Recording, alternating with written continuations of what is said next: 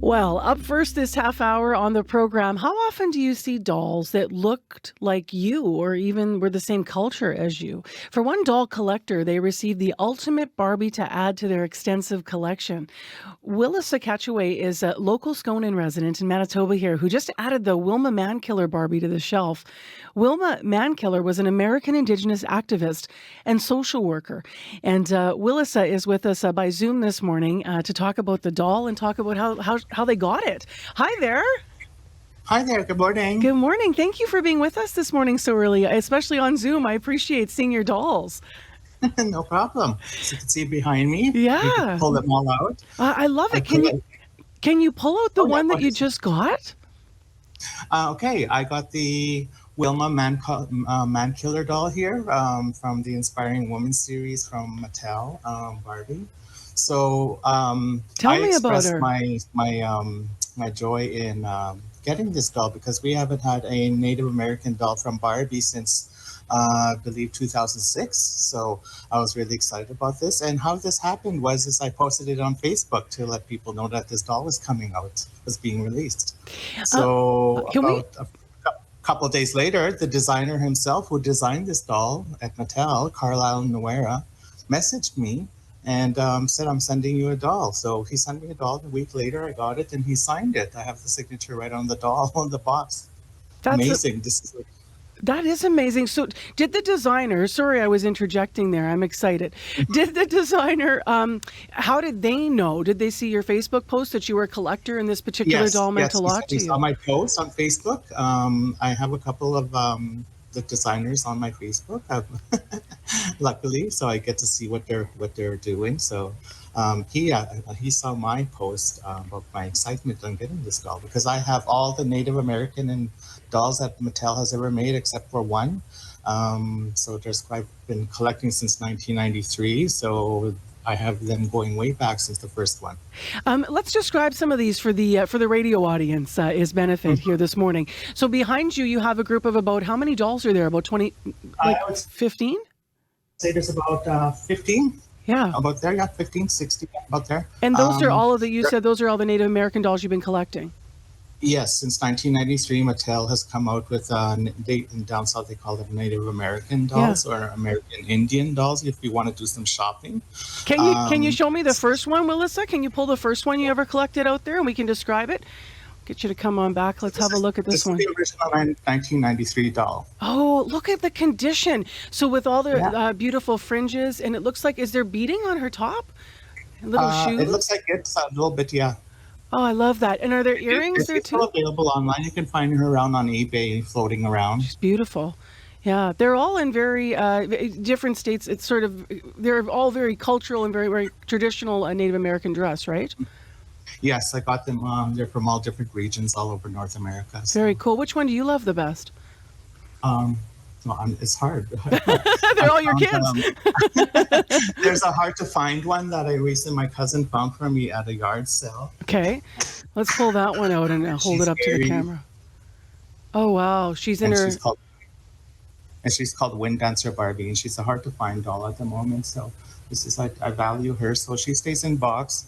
And Wilma Mankiller will stay in the box as well. Yeah. So the one that's hard to find, just so the radio listeners can understand how elaborate it is. I mean, there's feathers all over. It almost looks like there's a jacket or a cloak with feathers on her. She's gorgeous. Why is she hard to find? Was she sold out or was she?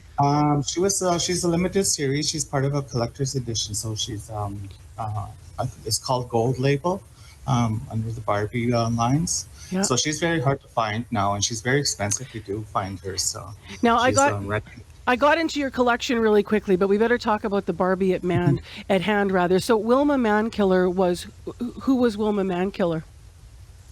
She was the principal chief of the Cherokee Nation. She was the first woman who won actually in any nation in any tribe in the U.S. apparently. So in recent era, I guess. So. Why was it beyond the collection? Why was it important to you to have this doll? Well, because I'm Indigenous myself, of course, and indigenous dolls. Like I want to have every one by Mattel as a collector. It is very important for me. I'm only missing one doll, and I'm still trying to get her. So, Who is she? um, she's called. It's a Bob Mackie designer dress. It's called Goddess of the Americas. So, of course, I still have to get that one. It's still a bit money, but Do one day you I will. did you always love Barbies? And obviously, we've had lots of conversations with many Barbie collectors, and seeing a doll that represents or looks like you, I mean, is obviously super meaningful and important. Did you always love Barbies and kind of wait for a Barbie to come out that would be sort of part of, relate to your identity? Yeah, well, as a child, I was always playing Barbies with my cousins, so Me too. I wasn't. I was preferred to play with their toys rather than the toys that I was given at Christmas. So yeah, I've always been interested in makeup, fashion, and all that. So as I Yeah. got older, I started collecting in my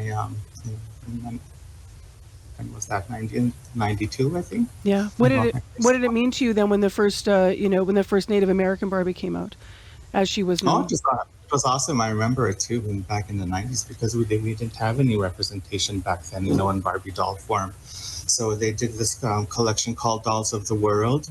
And that's where the first Barbie came out. So she was part of that series, and I was excited. I got her right away. For other doll collectors who might be listening, where's the best place to get a doll from if you are trying Um, to? well, now that most of the big retail stores, like I used to buy them back a while ago at these big retailers, like the Bay and big Mhm. stores. Now it's easy; it's online. I buy it on either eBay. You can find some of the old stuff, and of course Amazon. Yeah. You can go to Toys R Us online. Yeah, so some of the stores. Before you go this morning, why don't we just do a final description of your new doll? If you could hold her up again to the camera, and we'll have a little look at her here. Wilma So yeah, Mankiller. she's dressed in she's dressed in a turquoise Cherokee tear dress.